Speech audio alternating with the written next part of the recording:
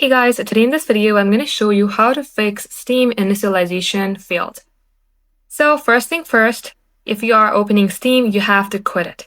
Click on this button in order to quit out of Steam. Now, once it is so, make sure that Steam is also quit from this drop-down menu. Click onto it. If you see Steam here, right-click onto it, select Exit. Now, once it is so, go ahead, come below at the search bar, type in Steam here. Open file location of Steam. Again, right-click onto it, open file location. You will see steam.exe file here.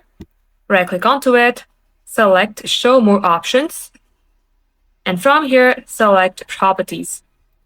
Select Compatibility, and make sure only these two boxes are checked. Select Apply, and then OK. Once it is so, close this.